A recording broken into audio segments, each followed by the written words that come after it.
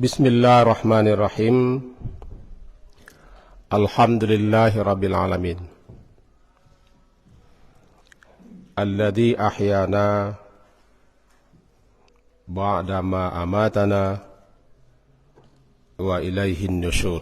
Asyhadu an la ilaha illallah wa asyhadu anna Muhammadan abduhu wa rasuluh.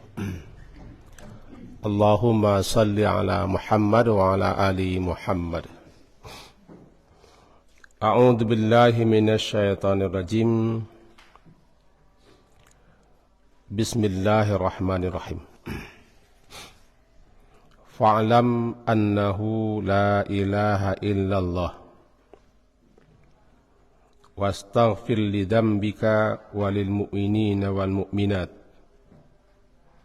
wallahu ya'lamu mutaqallabakum wa mathwaakum. Surat Muhammad, surat yang ke-47, ayat yang ke-19. Fa'lam, maka ketahuilah,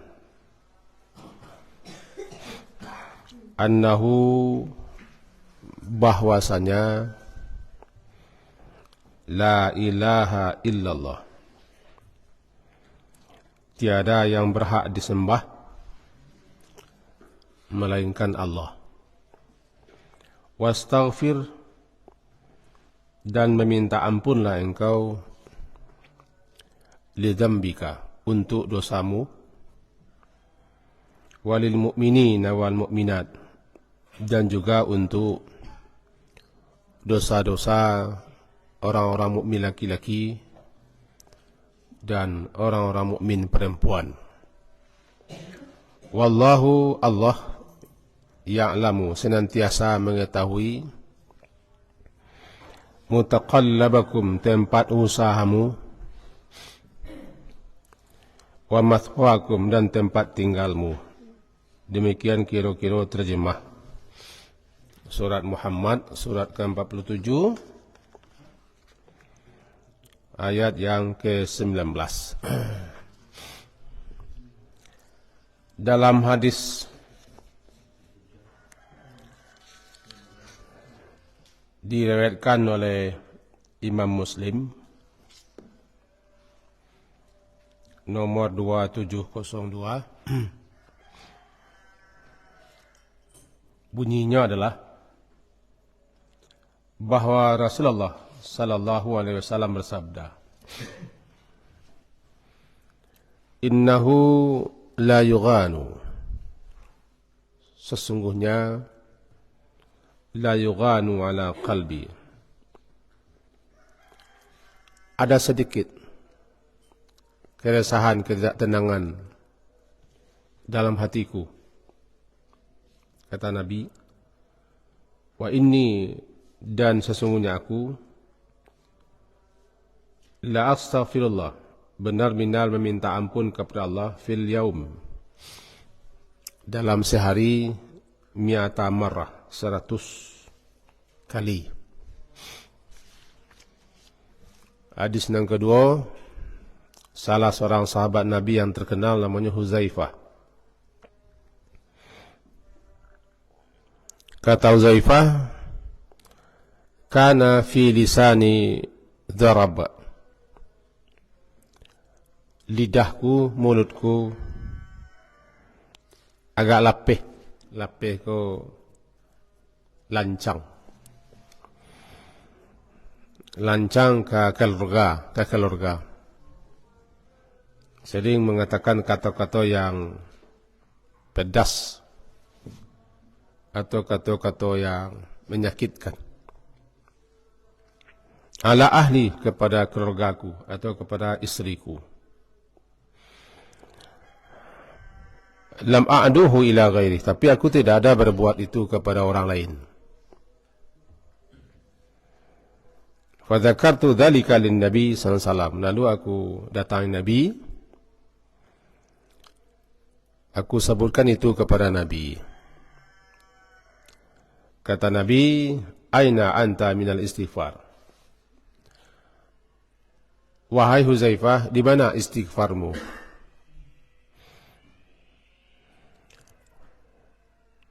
Inni la astaghfirullah.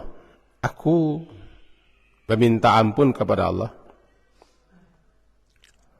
Kulla yaumin, setiap hari, 100 marrah. 100 kali. Dan aku tobat kepada Allah itu. Hadis riwayat Imam Ahmad. Mari kita pahami. Ayat tadi yang pertama perintah untuk agar kita berilmu, mengilmui tentang Allah. Itu harus kita ilmu, kita tahu siapa yang kita sembah. Fa'alam annahu la ilaha illallah. Ketahuilah bahwasanya tiada yang berhak disembah melainkan Allah. Siapakah Allah itu? Namanya ma'rifatullah. Mengenal siapa Allah. Mengenal Allah bisa melalui nama-nama Allah, Al-Asma'ul Husna, atau melalui sifat-sifat Allah, juga melalui firman Allah yaitu Al-Quran, dan juga melalui ciptaan Allah, itu ayat-ayat kauniyah, ayat-ayat yang tidak tertulis tapi ayat-ayat yang terbentang di alam semesta, melalui peristiwa-peristiwa kejadian-kejadian, atau akal kita sendiri berpikir. Tetapi itu harus dibimbing oleh wahyu. Maka tidak ada orang yang paling sombong di atas dunia ini kecuali seorang hamba yang tidak mengenal siapa penciptanya. Anehnya, makhluk-makhluk manusia kadang-kadang lebih kenal dengan makhluk dibanding dengan penciptanya. Berhabis-habis, berlelah-lelah, berpayah-payah dia mengkaji, menganalisa, memikirkan, merenungkan makhluk dan karya-karya makhluk. Tapi sedikit pun ilmunya tentang Allah tidak ada. Bahkan tulisan-tulisan karangan-karangan makhluk dikupas. Diadakan seminar, didiskusikan, ditelaah. Itu karya karangan makhluk, tulisan makhluk. Tapi dia tidak pernah menghabiskan waktunya untuk mempelajari firman Allah Ta'ala, Tuhan yang disembahnya. Ini suatu keanehan, suatu kejanggalan. Dan memang ya ada orang yang mengupas, mempelajari karya Profesor Anu, Doktor Anu, karya ilmiahnya. Tapi tidak ada terketuk hatinya untuk mempelajari kalamullah dan hadis-hadis Rasulullah. Apalagi untuk mengenal siapa penciptanya. Nah, perintah di situ kenalilah, ya'lam. Begitu juga orang yang rajin membaca, mengucapkan, menzikirkan la ilallah, dia harus mengenal siapa Allah. Karena perintah awalnya bukan faqrak. Kalau faqrak, bacalah. Maka bacalah, itu faqra. Atau qulu, ucapkanlah olehmu. Tidak, perintahnya adalah fa'alam. Ketahuilah oleh engkau. Kalau faqra, bacalah oleh engkau. Kalau qul, ucapkanlah oleh engkau. Tapi yang diperintah adalah ya'lam. Ilmuilah, ketahuilah bahwa tiada yang berhak disembah melainkan Allah. Kata para ulama, seperti dalam kitab Fathul Majid, syarah kitab Tauhid, disebutkan di situ, ada 7 syarat diterimanya ucapan pengakuan la ilallah. Salah satunya yang pertama, ilmu. Mengilmui apa yang diucapkan, mengilmui apa yang dinyatakan, mengilmui apa yang diikrarkan. Kan ikrar itu. La ilaha illallah, dia harus tahu apa yang diucapkannya, mengerti dia, apa tuntutannya, apa konsekuensi daripada yang dibacanya. Ya'lam. Karena tidak sama antara orang yang rajin membaca la ilallah dengan orang yang paham dan mengerti apa yang dibacanya. Itu satu. Perintah pertama diarahkan kepada Nabi sallallahu alaihi wasallam, kan, fa'lam. Maka ketahuilah oleh engkau ya Muhammad, itu kepada Nabi itu. Tapi tembak dan sasarannya adalah kepada umat beliau kita. Atau sedangkan kepada beliau saja sudah ada perintah. Beliau sendiri yang Allah angkat jadi Rasul, Allah pilih menjadi Nabi, Allah muliakan beliau, masih diperintah untuk mengetahui siapa Tuhannya. Apalagi kita lah gitu. Yang kedua, wastaghfir. Baru wastaghfir li dzambika. Dan meminta ampunlah engkau ya Muhammad li dzambika, untuk dosa-dosamu atau atas perbuatan dosamu, li dzambik, atau lantaran dosamu minta ampunlah. Dan juga mintakanlah ampun, mohonkanlah ampun dosa-dosa orang mukmin laki-laki dan orang mukmin perempuan. Apakah Nabi itu berdosa? Pada dasarnya tidak satu makhluk manusia pun yang terlepas daripada dosa. Siapapun dia.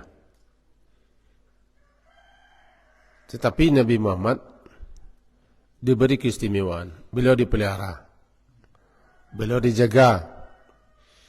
Sebab andaikan beliau tidak dijaga dan tidak dipelihara, beliau pun sebagai manusia akan melakukan kesalahan-kesalahan, kekeliruan-kekeliruan, karena beliau manusia.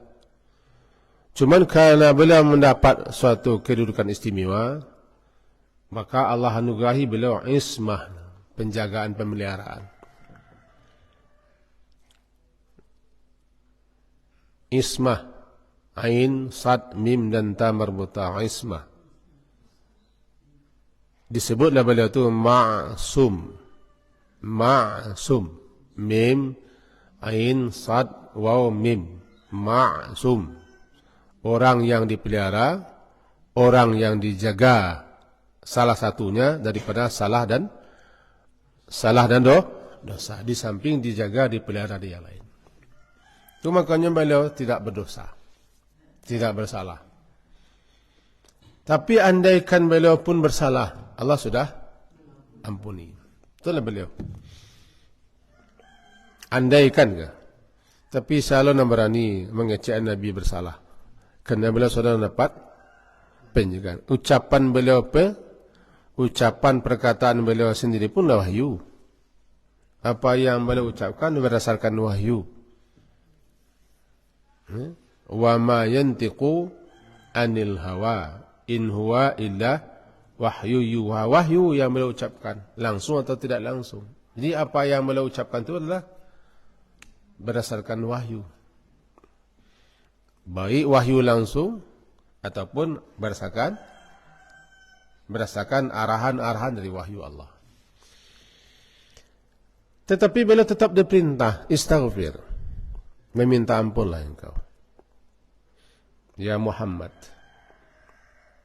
li dzambika, untuk dosamu. Kenapa beliau diperintah? Itulah kata para ulama-ulama, sebagai semeti, ya, sebagai suatu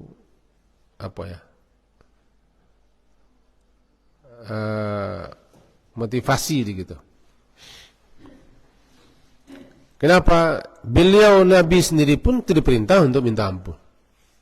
Tentu kita lebih sangat diperintah, kira-kira begitu. Beliau Habibullah. Apa itu Habibullah?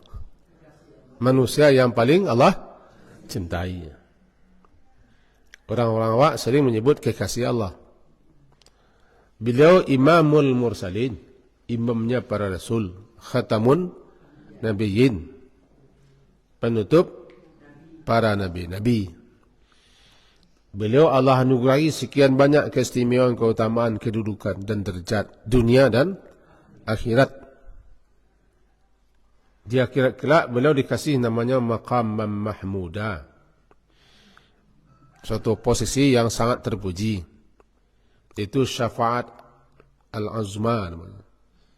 Termasuk belum boleh satu pun masuk surga sebelum beliau yang masuk itu tak tanggung-tanggung. Demikian kedudukan, keistimewaan, keutamaan dan ketinggian derajat beliau di sisi Allah. Lalu beliau diperintah oleh Allah untuk minta ampun. Karena gunanya tidak lain tidak bukan antara lain beliau sendiri yang keistimewaannya begitu suruh minta ampun. Apalagi kita. Ke situ kita baik. Kununlah ka kunun awakku ha.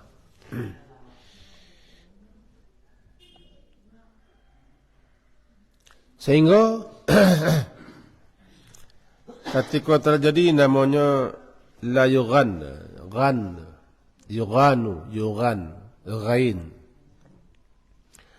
ghayanun ghain. Ada ghain tertutup, terhalang.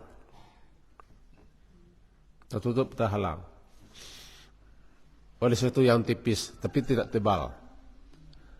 Tiba di langit nampak awan tipis, tapi tetap nampak cahaya matahari. Awan tipis tiba di langit. Tiba di hati cakap itu ada sesuatu yang menutupi berupa sesuatu yang tipis,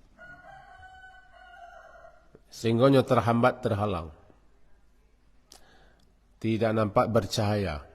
Namanya yughan, lantaran suatu persoalan, suatu masalah atau suatu kelalaian, suatu kelengahan, sehingga hati cakap itu berkabut. Tiba di langit awan tipis. Nah, kata para ulama begini, dalam sekian banyak syarahannya, para ulama menyebutkan kita pilih satu.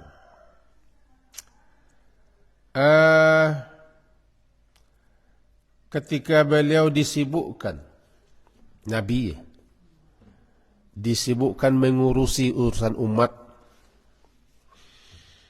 karena tugas beliau memang untuk menyeru, menuntun, membimbing, mengarahkan, mendakwahi, mengajak umat. Sehingga kesibukan-kesibukan itu menyebabkan beliau sedikit lengah daripada berzikir mengingat Allah. Kan? Sebab Nabi Muhammad itu kan sentiasa berzikir mengingat Allah. Beliau setiap saat, setiap waktu, fi kulli ahyani namanya, dalam situasi apapun beliau berzikir kepada Allah. Tapi karena beliau kadang-kadang disibukkan mengurusi umat, memikirkan umat, menjalankan tugas-tugas yang Allah pikulkan kepada beliau sebagai Rasul, terkadang beliau agak terabaikan sedikit untuk berzikir, mengingat, menyebut nama Allah. Sehingga dengan begitu hati beliau yang semula hati beliau banyak berzikir, ada luang seketik. Ada luang tertutup seketik. Dan itu membuat sesuatu kegelisahan seketik, ketidaknyamanan seketik. Ini orang kalau sangat peka, terasa dia. Coba di kain kalau putih barasia bana, senginyi yang naraso. Tapi kalau kain wak nama daki, kau nak terasa. Apalagi kain kita sudah hitam tu berluak tu busuk lah. Hitam berluak habusuk lah. Jadi kasenginyi, banyak-banyak yang di Kubang tu nak balik lah. jenuh. Tapi hati Rasulullah itu sangat bening. Tiba kita bisa keluar, hati beliau sangat bening. Bening bersih, putih. Asa kicik saya sesuatu terasa. Jadi beliau sangat peka. Sangat peka. Sehingga kata beliau, annahu la yughan, sesungguhnya ada terasa sedikit jugan. Hatiku agak sedikit resahlah atau tidak nyaman, tidak tenang karena ditutupi sesuatu, kelupaan, kelalaian untuk berzikir. Posisi kau tidak bisa diraih oleh siapapun. Tidak bisa diraih oleh siapapun. Lantaran begitu, la yughanu ala qalbi, di hatiku begitu. Oleh sebab itu aku beristighfar kepada Allah. Dalam sehari itu 100 kali. Kalau kita hubungan, hanya itu cuma.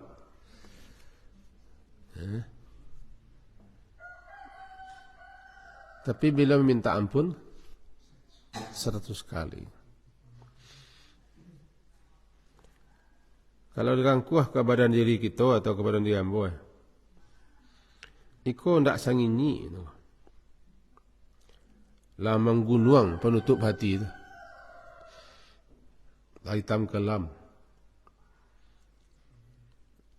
Ndak ada beristighfar. Minta ampun. Itulah keadaan Rasulullah tu. Di mana dalam satu majlis beliau, kok ke majlis gua? Dalam satu majlis gua, satu majlis saya beliau lebih 100 kali mengucapkan istighfar. Dalam sebuah hadis itu diriwayatkan oleh Imam Abu Daud dalam kitab Sunannya, dinyatakan hadis sahih daripada Abdullah bin Umar qal in kunna la na'uddu li Rasulillah sallallahu alaihi wasallam fil majlisil al-wahid 100 marrah. Kami mencuba maituang-ituang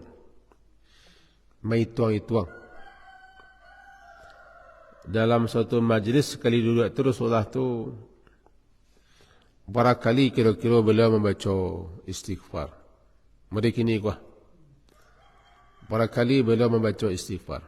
Kami hitung-hitung, rupanya beliau lebih 100 kali membaca Rabbi fili wa tub alayya innaka antat tawwabur rahim. Awak kini ko anun cik le lo. Awak kini ko anun cik kita baca le lo. Kalau Rasulullah dah lebih 100. Ani baca beliau Rabbi fili wa tub alayya innaka antat tawwabur rahim. Rabbi fili wa tub alayya innaka antat tawwabur rahim. Wahai Tuhanku, ampuni dosaku. Tub alayya, terima taubatku. Innaka, karena engkau sesungguhnya anta at-tawwabur rahim. Engkau adalah maha penerima taubat, lagi maha penyayang. Berapa? Kami cuba-cuba menghitung tu. Ya mau duduk kini kau lah. Di niat kau dicubanya barangkali yang mau kau baca istighfar secakap. Kiranya dulu lah. Tiba di Rasulullah lah 1 kali. Beliau kedudukan beliau sebagai seorang Rasul. Seorang Nabi.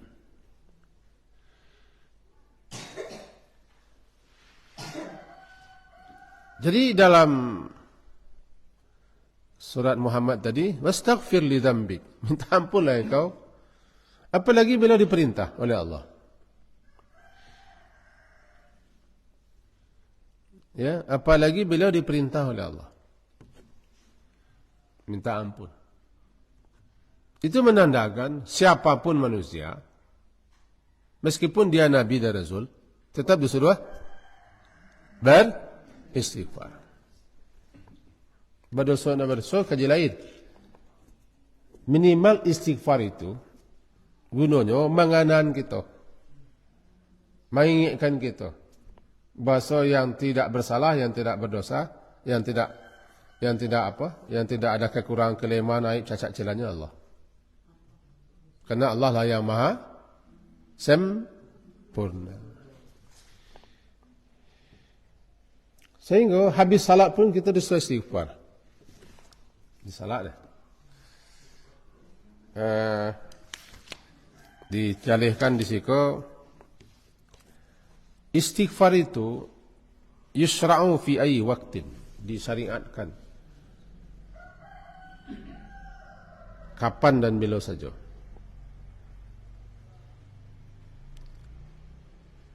Lebih-lebih ketika bersalah dan berdosa. Itu wajibu 'inda fi'li dzambi. Lebih-lebih ketika kita telah melakukan kesalahan dosa, cepet dicabut.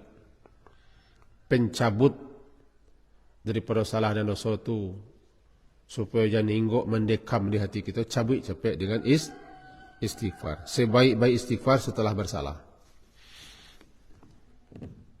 Dan juga yustahabbu, disukai betul, ba'dal a'mali salih. Ba'dal a'mali salih, setelah melakukan amal saleh, setelah beribadat, setelah membuat berbagai macam ketaatan. Gunanya untuk menambal, menyisik, membilai, menukuk, malangkoi kelalaian kita, kelengan kita, kekurangan kita dalam ibadat amal yang kita lakukan itu. Kita ulang. Setelah selesai beramal pun, setelah selesai kita beribadat pun, berbuat taat pun, tetap diperintah, disenangi kita untuk meminta ampun. Karena kita tidak boleh ujub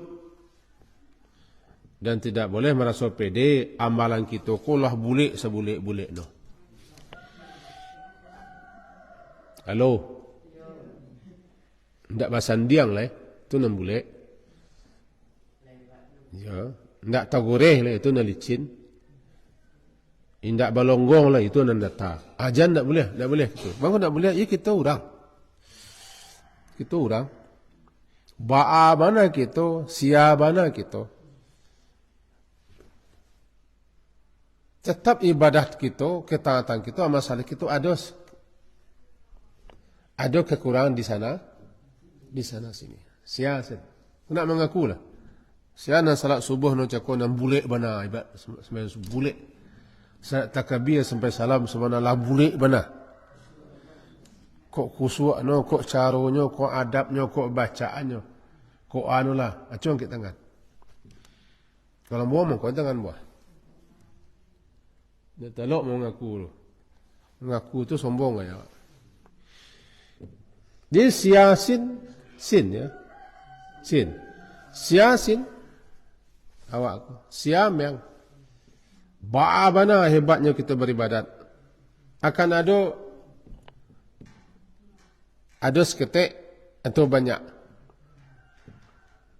dalam ibadat yang kita lakukan itu ketidaksempurnaan. Nabi Ibrahim alaihissalam membaca Rabbana taqabbal minna, itu beliau setelah beliau melaksanakan perintah Allah.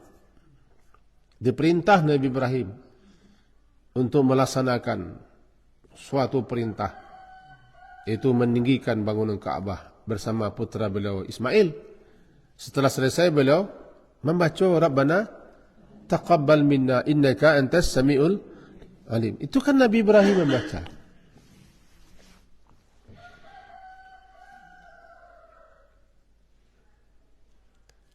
Nabi Ibrahim, neneknya Nabi Muhammad, disebut dengan bapa para rasul. Setelah beliau mengamalkan perintah Allah, beliau baca taqabbal. Kenapa? Kecemasan beliau, kekhawatiran beliau, ketakutan beliau. Karena beliau menganggap ko alun cukui logo, alun sempurna, alun langkok, tapi itu tidak bisa. Kok kaba'a ba'a jo Allah tari, mohonlah diterima. taqabbal. Itu belum makanya kita disukai setiap selesai mengerjakan suatu amal doa Rabbana taqabbal minna. Tak boleh kita merasa pede sin, pede miang.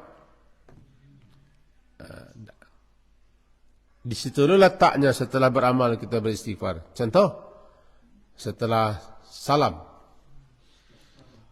Rasulullah itu istighfara thalathat. Rasulullah beristighfar 3 kali. Itu Rasulullah nak buat.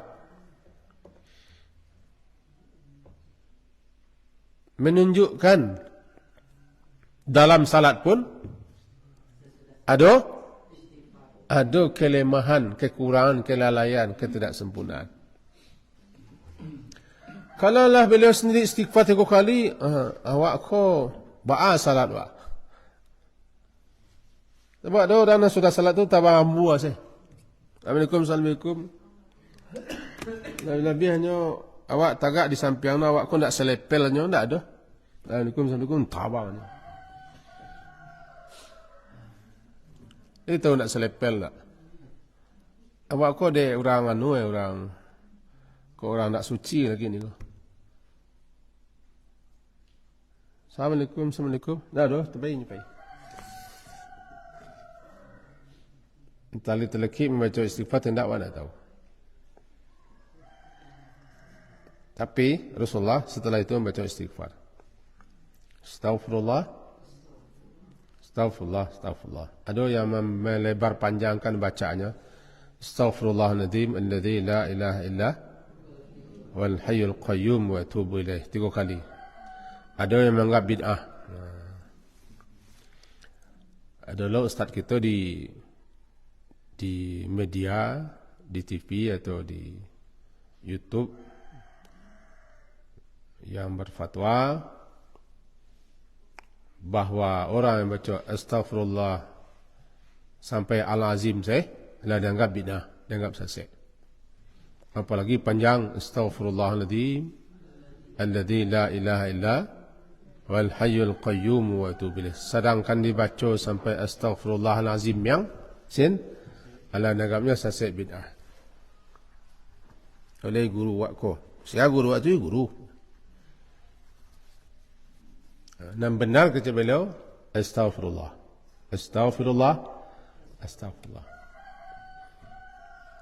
Jadi balu tu ia namanya ilmu kita nak sama. Kalau bahasa orang awaknya ulama nak sekitab. Ada yang paling kareh. Tapi nampaknya kalau diambil yang penting kita beristighfar setelah salat. Kalau dibaca pendek astaghfirullah atau tambah astaghfirullahalazim, kena ada juga ulama memahami seperti itu, atau memanjang lebih panjang, ya kita serahkan kepada Allah. Tapi yang jelas istighfar thalathan. Rasulullah beristighfar 3 kali setelah salat. Lalu ditanyakan bagaimana istighfarnya? Astaghfirullah. Yang menjawab, kau nak Rasulullah? Kan? Yang kita kajikan setelah beribadah pun kita harus minta ampun. Kenapa kita minta ampun? Kerana bagaimanapun ibadah kita tetap tidak sempurna. Apalagi kita nak beribadah. Apalagi kita sedang melakukan hal-hal yang biasa-biasa. Makanya setiap selesai duduk di majlis, kita tutup dengan istighfar untuk menutupi kesalahan yang terdapat di majlis di pertemuan itu. Namanya kafarah majlis. Itu subhanakallahumma wa bihamdika sampai seterusnya. Dalam ayat dikatakan begini, thumma afidu min haitsu afadan nas astaghfirullah. Innallaha ghafurur rahim. Surah Al-Baqarah ayat 199. Kemudian kalian wahai jamaah haji, bertolaklah min haitsu afadan nas. Dari ma orang bertolak, itu dari Arafah. Bertolaklah dari Arafah menuju Muzdalifah. Kan bagi haji gitu kan? Setelah di Arafah, lalu bertolak, berangkat meninggalkan Arafah di waktu maghrib menuju Muzdalifah untuk melanjutkan perjalanan manasik haji berikutnya. Wastaghfirullah, dan minta ampunlah kalian kepada Allah. Bayangkan, lah selesai di Arafah, di puncak haji, beribadah tu, orang-orang di Arafah itu kan dibanggakan oleh Allah kepada malaikat-malaikat. Dibanggakan oleh Allah kepada malaikat. Bahkan siapa yang wukuf di Arafah dengan sebenar-benarnya, dianggap dosanya sudah habis. Kalau benar wukufnya. Nah, kata Allah sika, bertolaklah kalian meninggalkan Arafah.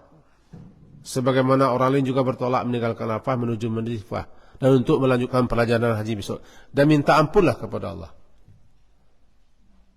Itu juga menunjukkan dalam haji pun, selesai melaksanakan suatu ibadah haji, beristighfar. Karena ibadah haji itu sendiri pun, di sana sini ada kekurangan, ada kelemahan, ada kelelahan. Tetap istighfar. Tak kena-kena lo balik haji itu pula. Kau kita non haji, kita adalah pernah haji bapa atau ibu. Ketika kita meninggalkan Arafah menuju Muzdalifah, lagi kita beristighfar banyak-banyak. Itu terkena lo balik.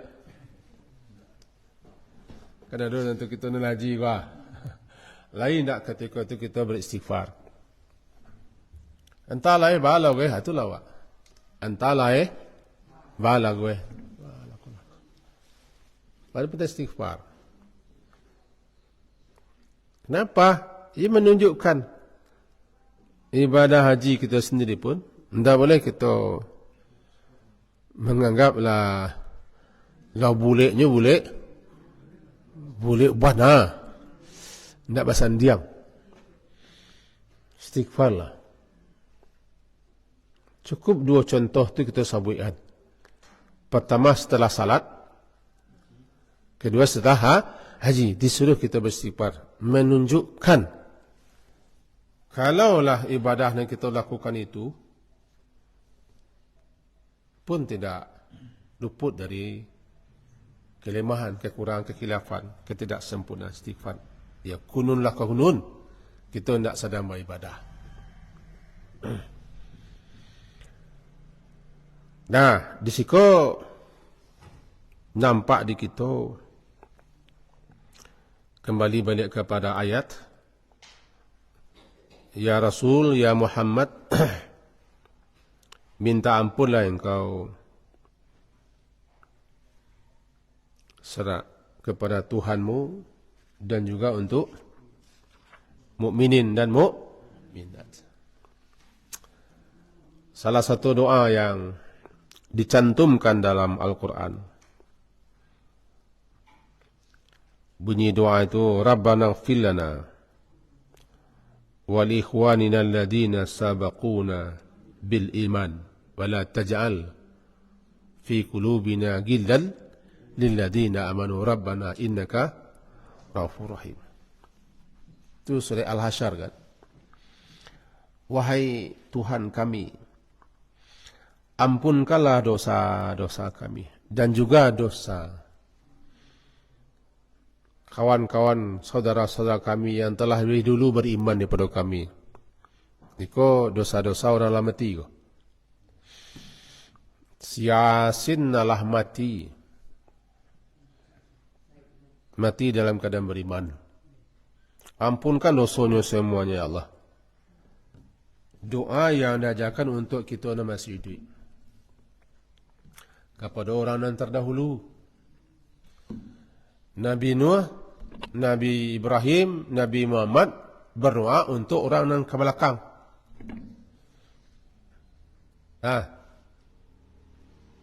Nabi Nuh, Nabi Ibrahim dan seterusnya, termasuk Nabi Muhammad, berdoa untuk orang yang lunti boleh. Alah ada Nabi di zaman Nabi Nuh kau. Adulah, kita lah di doa Nabi Nuh agar dosa kita diampuni. Di zaman Nabi Ibrahim lah ada Nabi duit. Alhamdulillah. Zaman Nabi Muhammad, tapi kita oleh Rasul-Rasul itulah didoakan agar kita diampunkan Allah. Kecil Nabi Nuh, Rabbi filli wali walidayya waliman dakhala baitiya mu'mina walil mu'minina wal mu'minat. Ya Allah, ampunkan dosaku dan dosa kedua orang tuaku dan dosa siapa saja yang bertamu ke rumahku dan dosa kaum mukminin laki-laki dan perempuan. Lalu mintakan ampun. Mangkuin doa Nabi Nuh? Halo? Mangkuin tak? Kalau tak mangkuin doa Nabi Nuh, lebih salah kita balasan. Nabi Nuh saya nak mangkuin doa. Apa lagi awak ke betul lah? Mustajab lah. Doa Nabi mustajab. Kata Nabi Ibrahim, Rabbana ghfirli wali walidayya walil mu'minina yawma yaqumul hisab.